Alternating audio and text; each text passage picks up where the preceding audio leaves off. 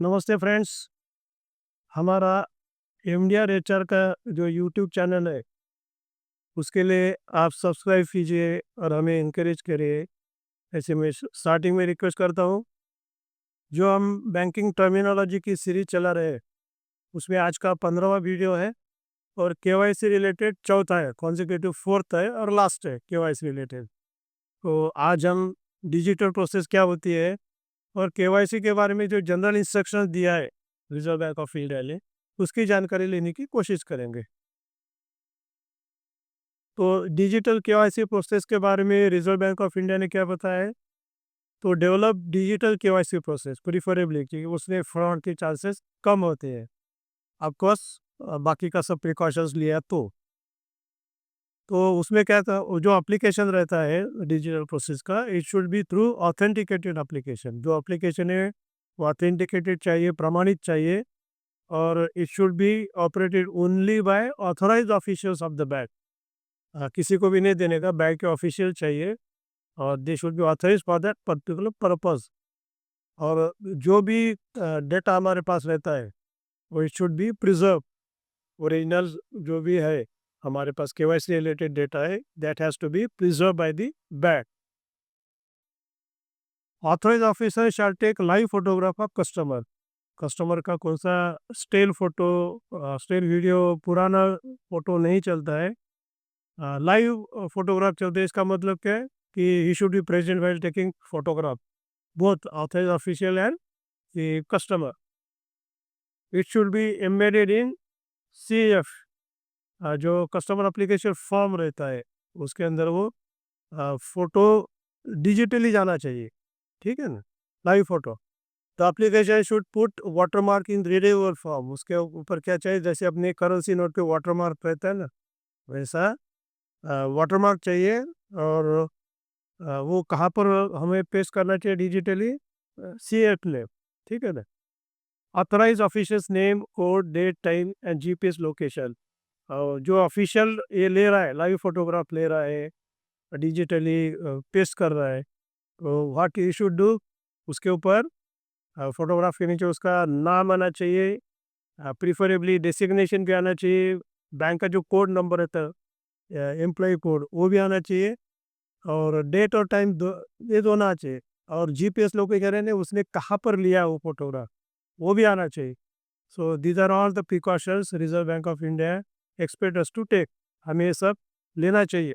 इसका मतलब क्या है, फोर्जरी का चांसेस एकदम कम हो जाते हैं। The banks application shall have the feature that it captures only a live photograph. किसी ने अगर कोशिश किया पुराना फोटोग्राफ दे के पेस्ट करे, वो एप्लीकेशन शुड डिटेक्टिव, जो हमारा एप्लीकेशन है जो हम बैंक ने सिलेक्ट किया है, ऑथराइज किया है, it should be in a position to detect. वो होना नहीं चाहिए उसके अंदर, लाइव फोटोग्राफी आना चाहिए। And does not capture any printed और वीडियोग्राफ फोटोग्राफ। कोई भी पुराना फोटोग्राफ होगा, वीडियो होगा, उसमें से फोटो उसमें नहीं आना चाहिए। So we should be physically present, live photographer ने, जो हमारा कस्टमर है वो खुद हाजिर होना चाहिए व्हाइल टेकिंग फोटोग्राफ, फोटो लेते वक्त। The background should be white. जब हम फोटोग्राफ लेते हैं तो बैकग्राउंड कौन सा चाहिए? वाइट चाहिए। और no other person should come into the photograph. Photograph में दूसरा कोई भी, उसकी मिसेस रहो, लड़का रहो, माँ रहो, कोई भी वो नहीं चलता। कस्टमर के फोटोग्राफ आना के exclusively. Similar procedure for OVD. जब हम ऑफिशियली वैलिड डॉक्यूमेंट लेते हैं, जिसका हमने ऑलरेडी जिक्र किया है, तो वो भी क्या चाहिए, इफ ऑफलाइन लेते हैं हम तो वेरिफिकेशन करना चाहिए, क्योंकि हमारे पास सब टूल्स रहते हैं। जो भी इश्यू अथॉरिटी, आधार, पैन, जो भी होगा, GST number, we can cross check it online दे जाके हमारे टूल्स के साथ। लेकिन वो प्रोसेस इंडिपेंडेंट रहेगी ऑफलाइन है। तो photograph of customer and OVD document should be clearly readable. जो भी फोटोग्राफ है वो फोटोग्राफ क्लियर चाहिए, ताकि हमें कस्टमर पहचान सके हम, बराबर है। और जो भी ओबीडी डॉक्यूमेंट्स के हम फोटोग्राफ्स लेते हैं वो भी रीडेबल चाहिए, पढ़ते आना चाहिए। फेस दिखना चाहिए फोटोग्राफ पे और डॉक्यूमेंट्स पढ़ते आना चाहिए। The entries in CAF shall be filled as per documents. हम जब जो account opening form customers account opening form fill up करते हैं, तो जो भी डॉक्यूमेंट्स में नाम लिखा है, एड्रेस लिखा है, मोबाइल नंबर लिया है, वही आना चाहिए। यानी दूसरा उसमें मिस्टेक नहीं होना चाहिए। You should be very careful. Entries in the CF shall be filled as per documents and information provided by customer. Customer ने जो भी हमें इंफॉर्मेशन दिया है वो इसमें आना चाहिए। क्योंकि हमारे सिस्टम में अगर हमने इनपुट गलत दिया तो सभी गलत हो जाता है आगे चल के। So if QR code is available in those documents, जो डॉक्यूमेंट देते हैं उसके अंदर अगर QR कोड हो, QR है ना, क्विक रिस्पांस कोड होगा, तो डिटेल्स में भी ऑटो पॉपुलेट, जो भी हमको डिटेल्स लेने का है वो ईडी के, वो automatically populated by scanning QR code. वो QR कोड स्कैन करने के बाद उसके पूरे डिटेल्स सिस्टम में कैप्चर करना चाहिए, इंस्टेड ऑफ मैनुअल फिलिंग। हम मैनुअल एंड हाथ से भरने का काम ही नहीं, QR कोड के सामने रख दे, उसके पूरे डिटेल्स हमारे सिस्टम में आना चाहिए। एंड नो मैनुअल इंटरफेरेंस, आदमी का इंटरफेरेंस नहीं होगा तो मिस्टेक होने के चांसेस प्रैक्टिकल जीरो होते हैं। फॉर एग्जांपल उन्होंने दिया कि ई आधार डाउनलोडेड फ्रॉम UIDAI, ई आधार का हमने नंबर से ले लिया, डाउनलोड किया directly from UIDAI issuing authority से, तो मिस्टेक होने का सवाल नहीं आता। या तो फिर what we can do, validation through OTP, one time password के थ्रू वैलिडेशन कर सकते हैं। Treat as signature on CI, OTP हमने अगर ले लिया तो इट इज इक्वल टू उसकी सही सिग्नेचर के बराबरी में आता है। Customer family members not bank official, तो वो जो OTP है वो उनसे मोबाइल से लेना चाहिए, कस्टमर के लिए चाहिए, या उसके रिलेटिव है उसके पास नहीं है, उसके रिलेटिव का mobile we should use it. Bank official ने अपना मोबाइल नहीं देना चाहिए, इसके ऊपर OTP आएगा बताओ, that will lead to a fraud और it is not permitted by Reserve Bank of India. वो RBI उसको परमिशन नहीं दे रही है। Authorise officers capturing of photograph and document validation through OTP, वो ऑथराइज जो ऑफिसर है उसका मोबाइल OTP के लिए यूज़ नहीं करना चाहिए। ऑथराइज ऑफिसर का क्या करना पड़ता है, declaration should also capture is live photograph. Authorise official क्या करता है कि डिक्लेरेशन देता है कि ये सब मैंने लिया है, खुद लिया है, तो उसका भी फोटोग्राफ जो लाइव चाहिए, दैट इज मोस्ट इम्पॉर्टेंट। यानी कस्टमर का भी फोटोग्राफ लाइव और जो फोटो ले रहा है बैंक ऑफिशियल उसका भी photograph live. Submit for activation process, और बाद में उसने क्या करना चाहिए ऑथराइज ऑफिसर ने, he should submit it for activation process. जो भी बैंक के सिस्टम है उसके पास वो पूरे डेटा भेजना चाहिए digitally. Generate transaction ID, reference ID, और वो भेजने के बाद सिस्टम क्या करती है, जनरेट करती है, कौन सा आईडी करती है, एक तो ट्रांजैक्शन आईडी करेगी या रेफरेंस आईडी करेगी। और कस्टमर पर उनको क्या करना चाहिए, वो जो भी जनरेट हुआ नंबर उसका, उसके बारे में जो भी किस्म में भेज दिए, वो नंबर हमें कस्टमर को इन्फॉर्म करना चाहिए। इसके काय के लिए, कभी भी उसको अगर क्वेरी है गई पूछना है तो ये रेफरेंस नंबर अगर बताए तो बैंक उसके बारे में पूरी जानकारी उसको दे सकती है।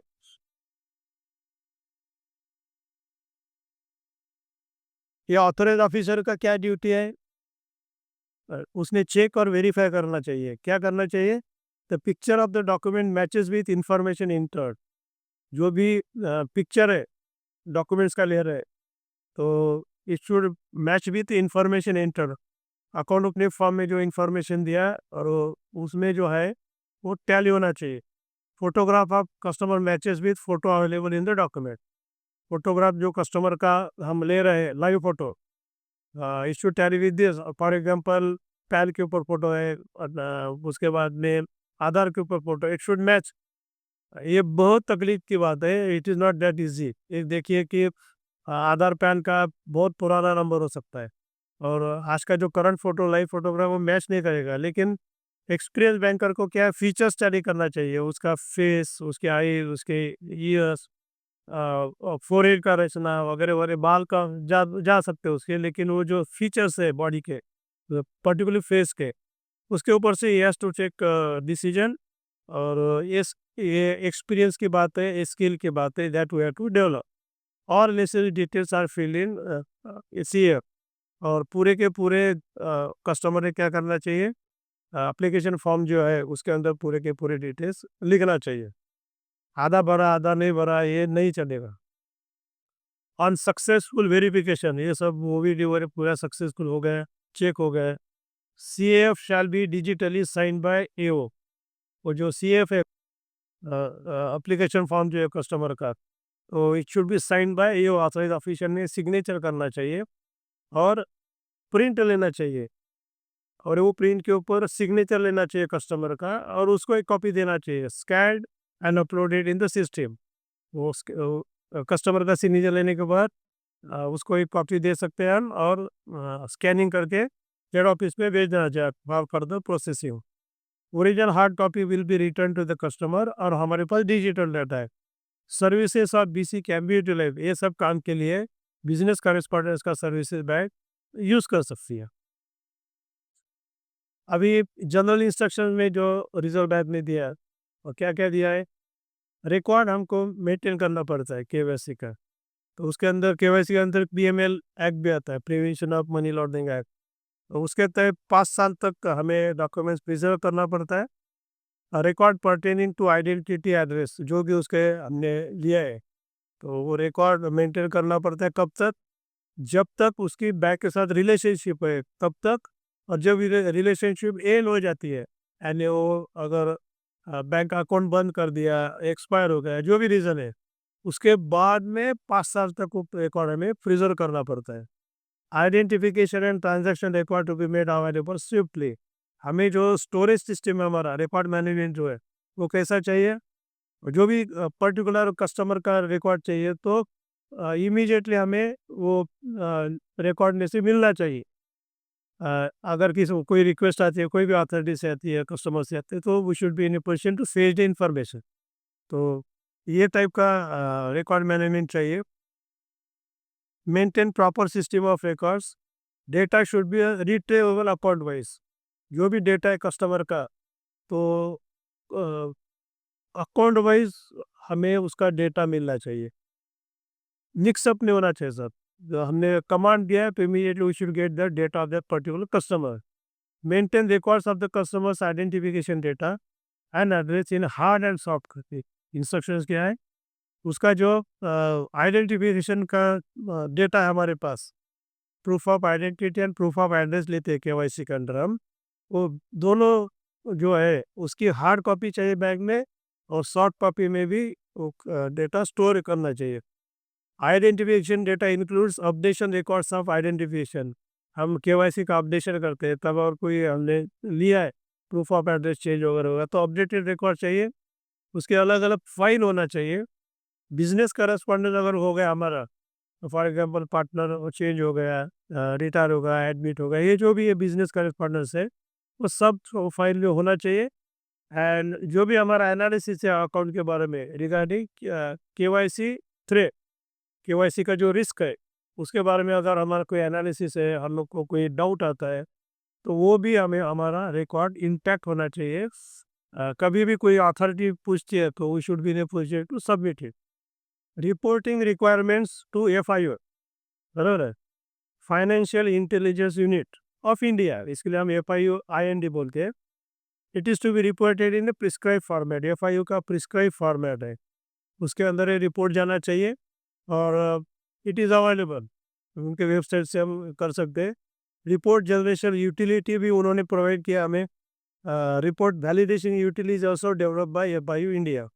रिपोर्ट वो जो यूटिलिटी है, FIO इंडिया ने हमें प्रोवाइड किया है, way to use that utility. Bank to install and adopt suitable technological tools for extracting. Bank का क्या काम है? जो अवेलेबल है FIO इंडिया का, उसको फेच करने के लिए, एक्सटेंड करने के लिए जो टूल चाहिए, वो बैंक को खुद का बनाना पड़ता है या आउटसोर्स करना पड़ता है। ठीक है ना? काय के लिए? CTR STR हमको क्या करना पड़ता है? लाइव ट्रांजैक्शन में से डिटेक्ट करके रिपोर्ट करना पड़ता है। तो those tool should be available with the bank. The principal officer shall have suitable arrangement to call out the transaction details. जो बैंक का प्रिंसिपल ऑफिसर है, हमने दो देखे हैं, डेसिग्नेटेड डायरेक्टर रहता है और प्रिंसिपल ऑफिसर रहता है। तो प्रिंसिपल ऑफिसर ने क्या करना चाहिए? जो डिटेल्स है, उसमें से अगर उसको कोई डाउट है, तो वो सेग्रीगेट करके बाहर निकालने के लिए उसका अवेलेबल हो, जो अरेंजमेंट बैंक ने किया है, he should be in position to call out. इसका मतलब क्या है? उसको जहाँ पर भी सस्पिशियस लगता है, he should be in a position detect and report. और कैसा? इलेक्ट्रॉनिक फाइल, फिजिकली नहीं है।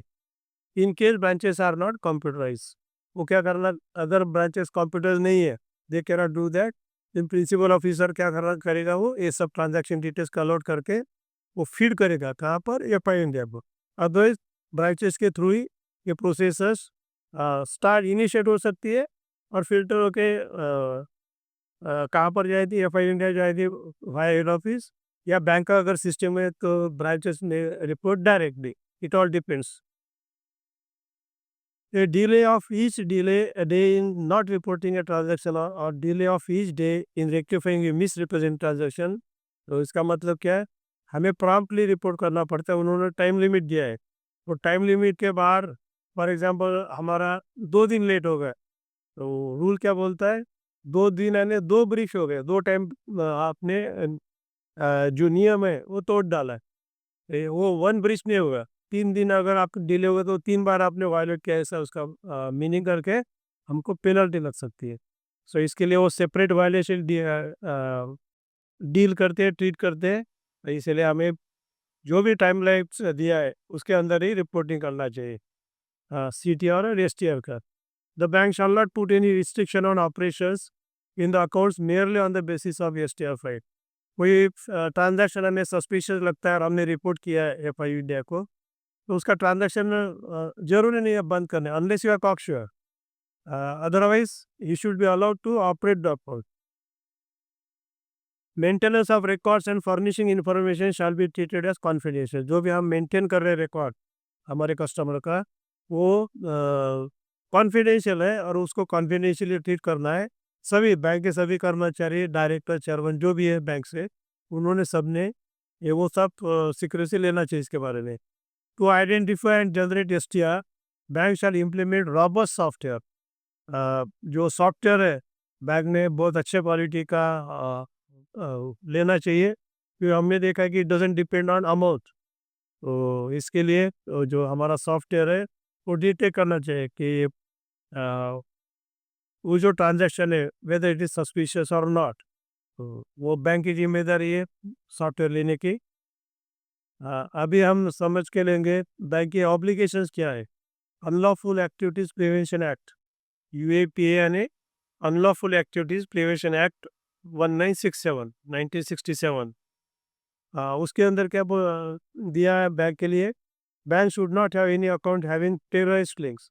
टेररिस्ट का जिसका भी लिंक है, इंडिविजुअल हो, ऑर्गेनाइजेशन हो, फर्म हो, कंपनी जो भी है, उसका हमारे पास अकाउंट होना नहीं चाहिए। Bank should report details of accounts resembling names. अगर सिमिलर नेम है, फॉर एग्जांपल अल-कायदा है और स्पेलिंग में थोड़ा अलग है, तो वो भी हमने रिपोर्ट करना चाहिए। और उसके जो भी हमारे पास असेट्स है, asset should be freeze. Bank is encourage to leverage latest technological innovation and tools. और बैंक ने क्या करना चाहिए इसके बारे में, जो भी उनका टूल्स है या मॉड्यूल्स हम लेते हैं वो बहुत लेटेस्ट होना चाहिए, ताकि हमारी नज़र से ऐसा कोई भी अकाउंट छूटना नहीं चाहिए, क्योंकि वो नेशनल सिक्योरिटी का वो नेशनल सिक्योरिटी की बात है। वो सिक्रेसी का क्या क्या ऑब्लिगेशंस है, एक तो बताया कि डायरेक्ट हो या कर्मचारी हो, उन्होंने कुछ बताना नहीं चाहिए। Bank shall maintain secrecy regarding customer information that arises out of contractual relationship. Customer और हमारे भी कॉन्ट्रैक्ट है, जो भी हमारे पास इंफॉर्मेशन है वो किसी के साथ डाइवर्ज नहीं करना चाहिए, बताना नहीं चाहिए। उसका क्या रिस्क है, लो मीडियम हाई, वो भी नहीं बताना चाहिए। Bank shall keep information collected from customers at the time of opening of accounts. जब हम अकाउंट ओपन करते हैं तब हम उससे पास proof of address, proof of identity, बाकी की भी इंफॉर्मेशन लेते हैं, फाइनेंशियल स्टेटस वगैरह।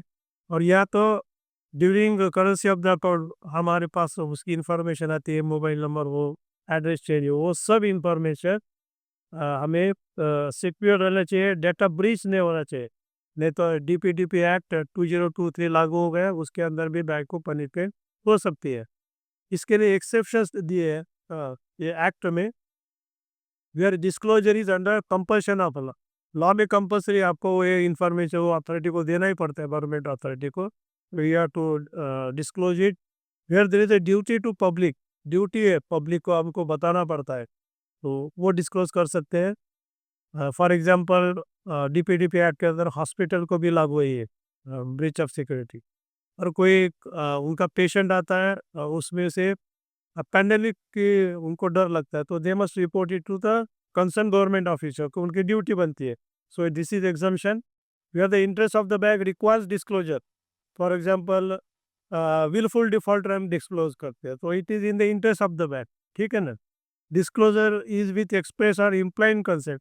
अगर कस्टमर की एक्सप्रेस और इम्प्लाइड कंसेंट है तो हम डिस्क्लोज कर सकते हैं, लेकिन ये जो इम्प्लाइड इम्प्लाइड कंसेंट है यानी अप्रत्यक्ष रीत्या उसने हमें परमिशन दिया है, डीपीडीपी एक्ट में ये नहीं चलता है।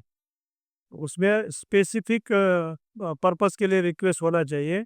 इसके लिए ये इम्प्लाइड कंसेंट जो है we should avoid.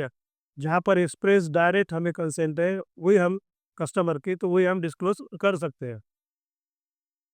Money mule यानी क्या, पहले हम समझ के लेंगे। मनी म्यूल यानी is someone who receives and transfers illegally acquired money on behalf of someone else।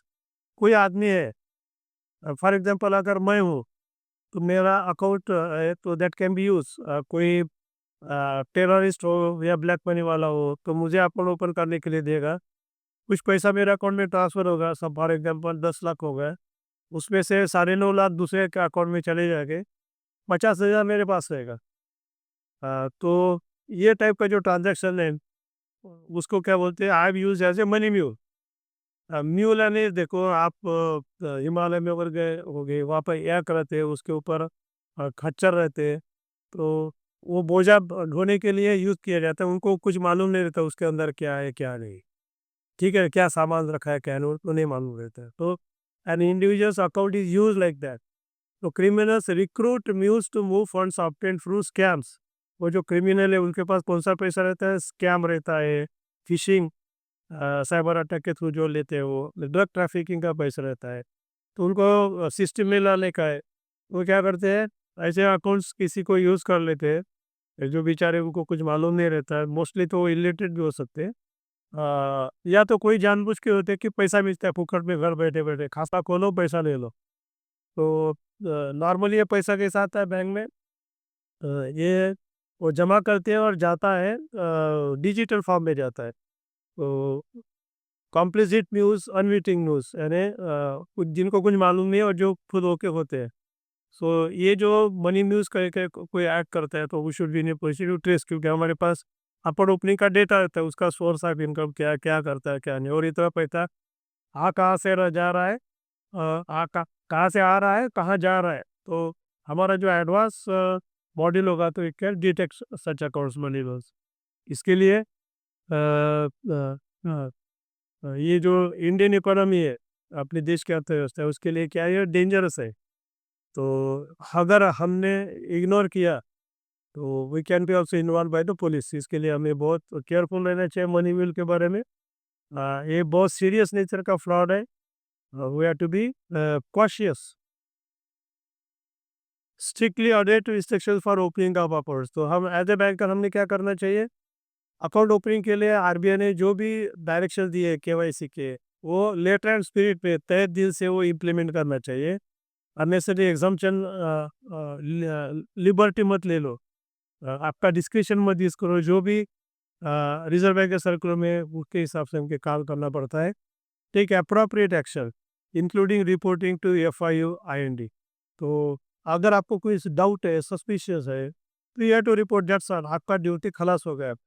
आपको कुछ इन्वेस्टिगेट नहीं करना पड़ता। आपको डाउट आ गया, यू आर सस्पेक्टिंग, जो जो ट्रांजैक्शन है वो सस्पिशियस है करके, you just report it and forget it. FIU India will take care, उनके पास पूरी मशीनरी है। If account transaction of money mule is not reported under STR, suspicious transaction report में अगर हमने रिपोर्ट नहीं किया, it will be deemed that bank has not complied with this direction.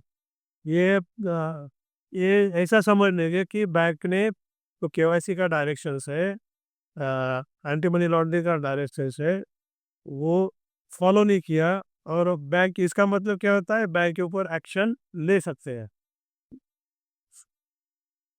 अभी कलेक्शन ऑफ अकाउंट पे check का क्या instruction से समझ के लेंगे। अगर अकाउंट पे चेक है वो खाते में ही जमा होना चाहिए जिसका नाम है उसके।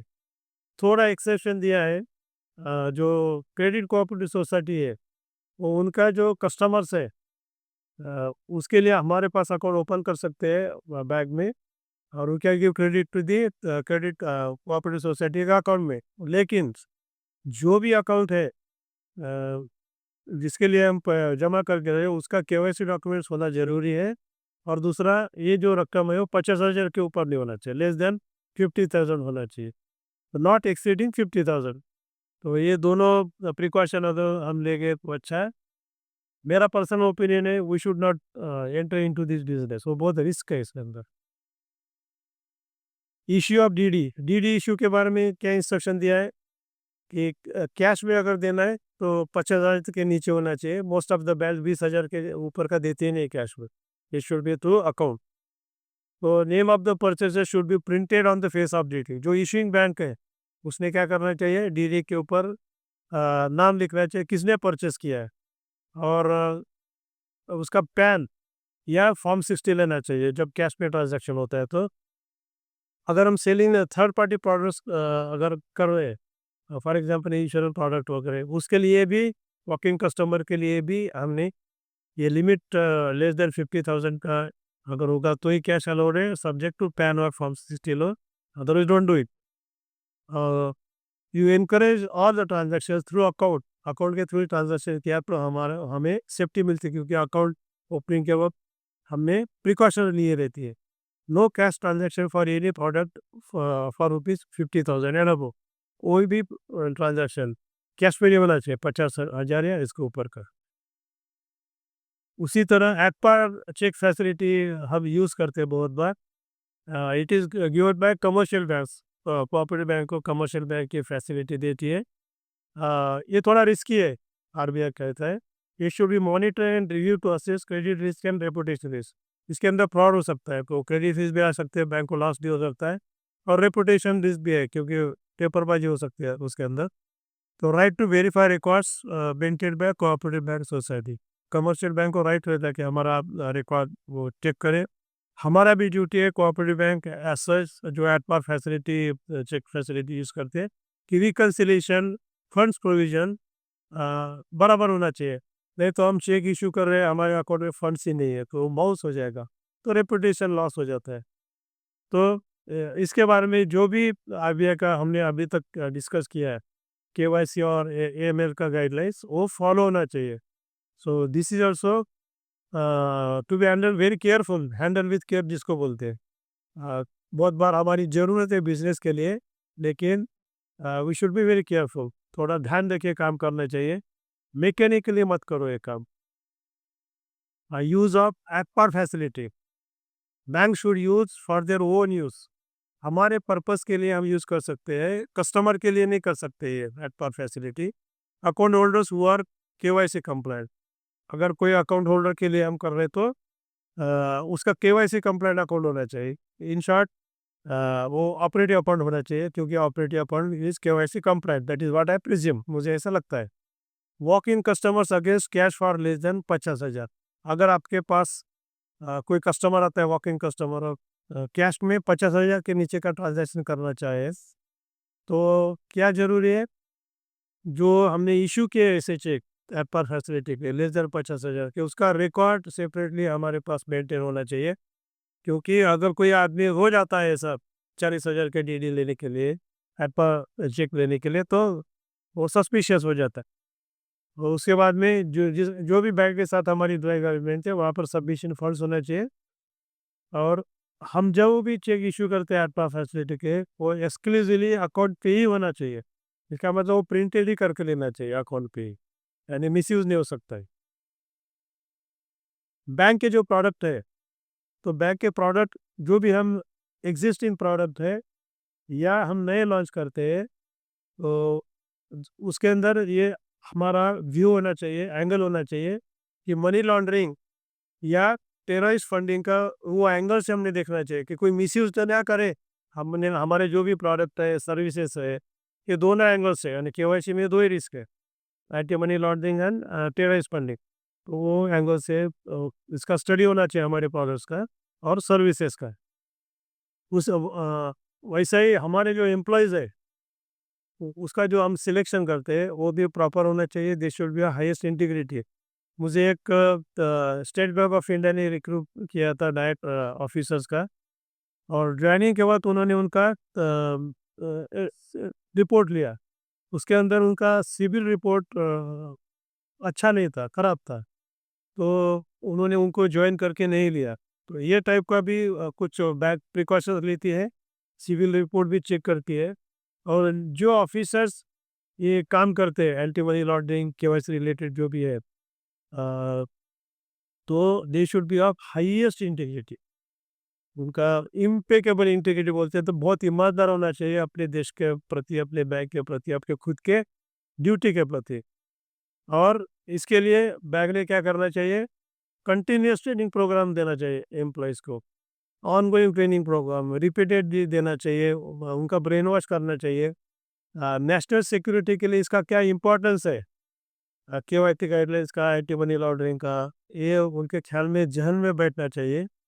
तो क्या होगा कि बैंक मिस्टेक नहीं होगी, बैंक का, एम्प्लॉय का और अपने देश का नुकसान नहीं होगा। इसी फोर्थ वीडियो के साथ हम केवाईसी रिलेटेड जो भी हमारे वीडियोस है यहाँ पर स्टॉप करेंगे। नेक्स्ट सैटरडे से दूसरा सब्जेक्ट लेंगे। मुझे आशा है कि ये चारों वीडियो देखने के बाद आपको केवाईसी का जो गाइडलाइंस है उसकी पूरी आइडिया आ जाएगी। आपको अगर हमारे वीडियो अच्छे लगते हैं, आप अगर अप्रिशिएट करते हैं, तो please subscribe to our channel. और अच्छा लगा तो लाइक का बटन भी प्रेस कीजिए ताकि हमें प्रोत्साहन मिले। आई अगेन रिक्वेस्ट यू, मेरे आपसे प्रार्थना है कि हमारी जो वीडियोज़ है आप आपके फ्रेंड्स, रिलेटिव्स, कलीग्स के साथ शेयर करें, क्योंकि नॉलेज इज़ पावर। और जब हमारा फ्रेटर्निटी पावरफुल होगा तो हमारी बैंक भी पावरफुल हो जाएगी। और फाइनेंशियल इंस्टीट्यूशन अगर पावरफुल होता है तो देश भी पावरफुल बनता है। So thank you and all the best.